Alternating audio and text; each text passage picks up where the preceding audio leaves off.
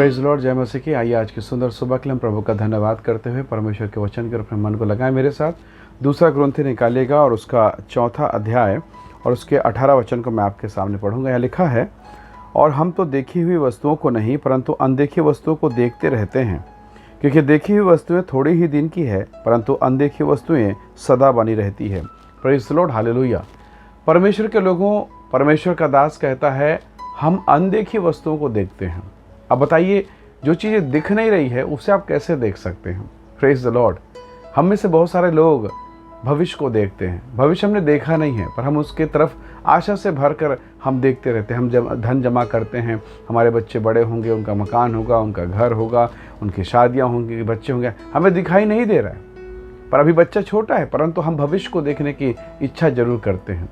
परमेश्वर के लोगों, यदि आप कभी आँख के अस्पताल में गए, कभी चेक कराने गए हैं, तो आपको एक चीज़ जानकर बड़ा ताज्जुब होगा। अक्सर, ये सबके लिए नहीं पर अक्सर ऐसा होता है कि जैसे जैसे उम्र बढ़ती है, पास का जो देखने का जो रेंज होता है वो थोड़ा सा धुंधला होता, कम होता है, और दूर की दृष्टि समय के अनुसार थोड़ी बहुत ठीक होना शुरू हो जाती है। मतलब ऐसा कि जैसे जैसे उम्र बढ़ता है ये परिवर्तन दिखाई देता है। वैसे ही जब आप मसीह में धीरे धीरे बढ़ना शुरू करते हैं तो जो धुंधला है, जो अदृश्य है, वो आपको दिखाई देना शुरू हो जाता है।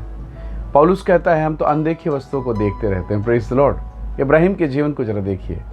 जब परमेश्वर ने उसे बुलाया, जब परमेश्वर ने उसे आवाज़ दी, तब वो 75 साल का बूढ़ा है, कोई संतान नहीं, पत्नी बांझ है, स्त्री धर्म बंद है, और इस पर परमेश्वर ने कहा मैं तुझे एक वारिस दूंगा, तुझे एक बेटा दूंगा। और उसने उस अदृश्य वस्तु को, उस अदृश्य पुत्र को देख लिया, विश्वास किया और निकल पड़ा। और परमेश्वर के वचन में लिखा है यह उसके जीवन के लिए धार्मिकता गिना गया।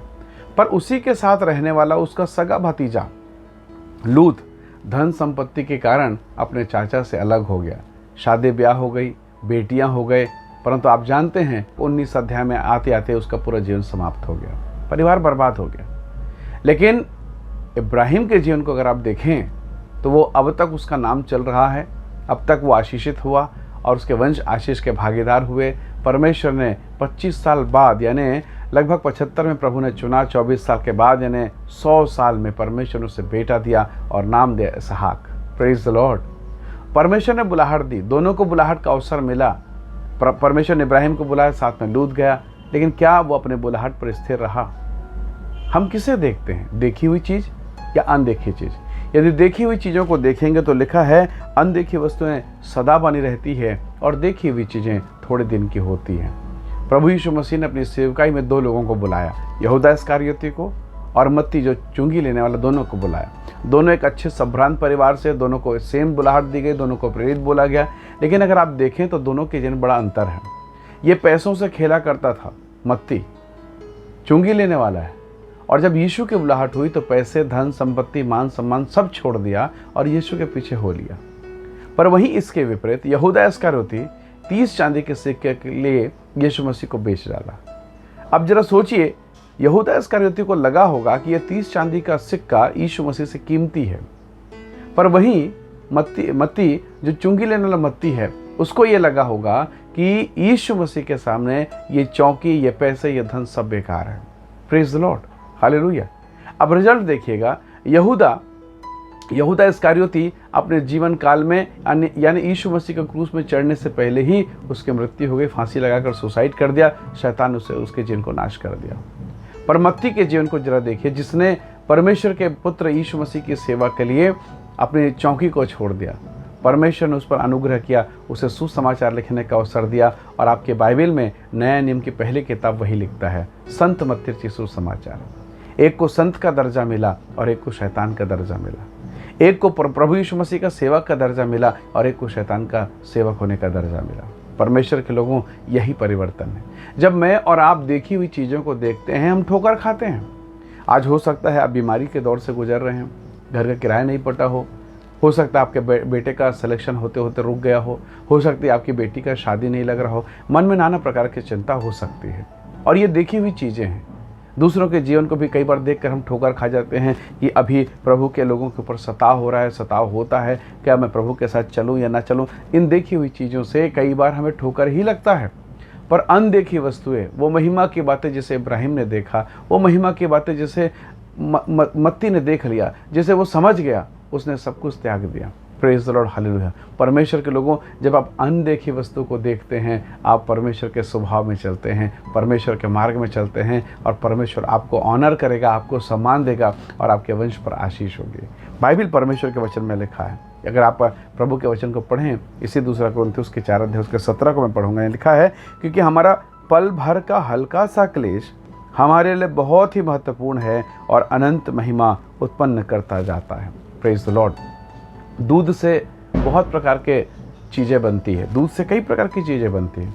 दूध से दही बनता है, मट्ठा भी बनता है, हाँ, पनीर भी बनता है, घी भी बनता है। ये सारी चीज़ें हैं।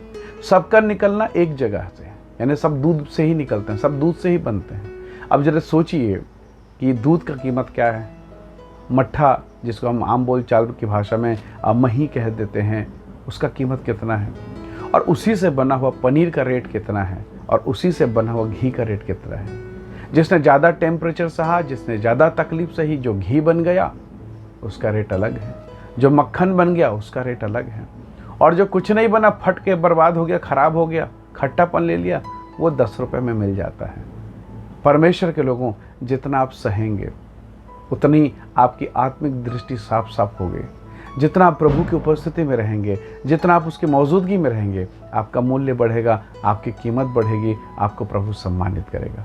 इसलिए परमेश्वर ने इब्राहिम को सम्मानित किया, बुढ़ापे में 100 साल ने बेटा देकर। उसने हन्ना को सम्मानित किया, परमेश्वर ने प्रार्थना सुनकर। इसलिए जब आप प्रभु की तरफ देखते हैं, परमेश्वर के वचन की तरफ देखते हैं, परमेश्वर आपको आशीष देता है। आइए आज की सुबह हम अपने जीवन के लिए कहें, प्रभु कि मेरा भी मूल्य बढ़ा, मेरा भी कीमत बढ़ा। मत्ती को प्रभु ने आशीष दिया, परमेश्वर का अनुग्रह मिला, पर यहूदा खो गया, लूत कहीं पता नहीं कहीं खो गया, पर इब्राहिम आशीष का भागीदार हुआ। आइए हम देखी वस्तु को नहीं, अनदेखी वस्तु को देखें कि क्या आपका भविष्य प्रभु की ओर से आशीषित हो रहा है, आपकी पत्नी, उनका जीवन आशीषित हो रहा है। आइए दुआ करें, प्रार्थना करें। सर्वशक्तिमान परमेश्वर, आपके महान अनुग्रह के लिए धन्यवाद प्रभु, और जो संदेश इन्होंने सुना है वो यीशु के नाम से इनके जीवन के लिए आशीष का कारण हो। हर एक रोग और बीमारी से बचाएं, आशीष दें, आत्मिक जीवन बढ़ा, तेरा अनुग्रह इनके जीवन पर होने पाए। धन्यवाद पिता, प्रार्थना सुनने के लिए प्रभु यीशु के सामर्थ्य नाम से मांगते हैं, आमीन आमीन। बहुत धन्यवाद। इस संदेश को देखने सुनने के लिए दूसरों को भी शेयर करें, आशीष का हिस्सा बने। प्रभु आपको आशीष दे। जय मसीह की। Praise the Lord.